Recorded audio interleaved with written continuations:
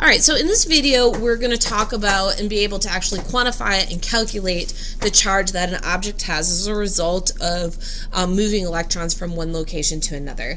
So the first thing that I want to talk about is this idea of law of conservation of charge. This is just like all of our other conservation laws where charge is neither created nor destroyed, it's only really going to move its location. So all of the total charge of all the objects that are involved at the beginning has to equal the total charge of the objects at the end.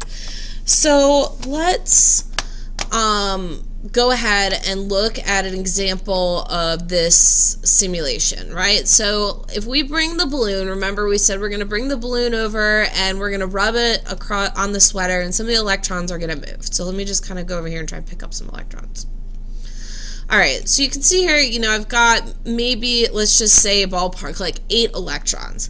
So that means that 8 electrons worth of charge are now in the balloon, and because I started with a net charge of 0, that means there must be 8 excess protons on the sweater. Okay, so let's go ahead and actually calculate what that means in terms of charge.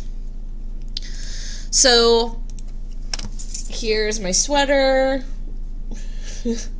and at the beginning everything was neutral, right? Because we had equal numbers of protons and electrons on the sweater, and then on the balloon we had equal numbers of protons and electrons, so the total net charge at the beginning was 0. All the pluses equaled all the minuses.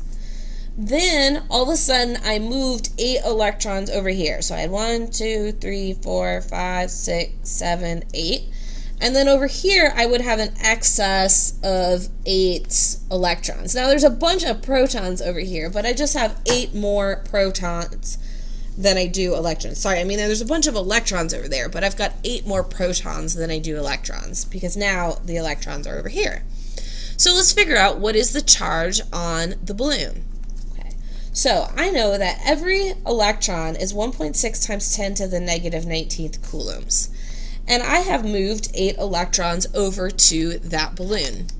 So to figure out what the total charge would be, I just take negative 1.6 e to the negative 19th and multiply it by 8, and I get this. So negative 1.28 times 10 to the negative 18th coulombs. So that's the net charge that this balloon has.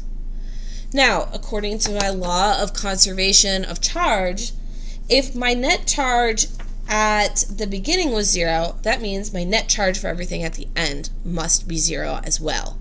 So if this balloon has picked up a negative 1.28 times 10 to the negative 18th coulombs, that means that the sweater must then have a remaining 1.28 positive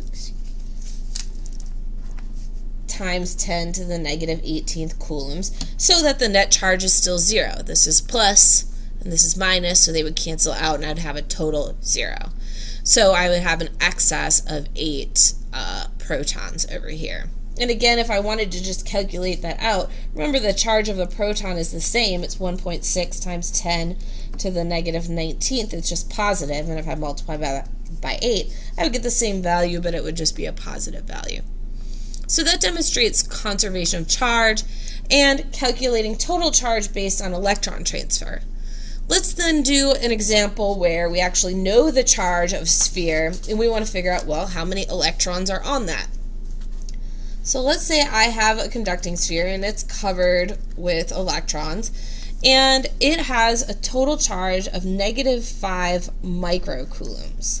This right here is mu, which means micro, which is times 10 to the negative 6th. So if I wanted to know how many electrons are on there, I could say, all right, I know that I have something that is negative 5 times 10 to the negative 6 coulombs worth of charge. If I divide that by the total charge of each individual electron, that would tell me how many electrons I have. So this is coulombs per electron, right? So if I took negative 5 e to the negative 6th, and I divide it by 1.6 e to the negative 19th, and I should have made that negative, but it doesn't really matter. The minuses would just cancel out. I'd still get the same number here. So it's 3.13 times 10 to the 13th, so that's a whole bunch of electrons are on this conducting sphere.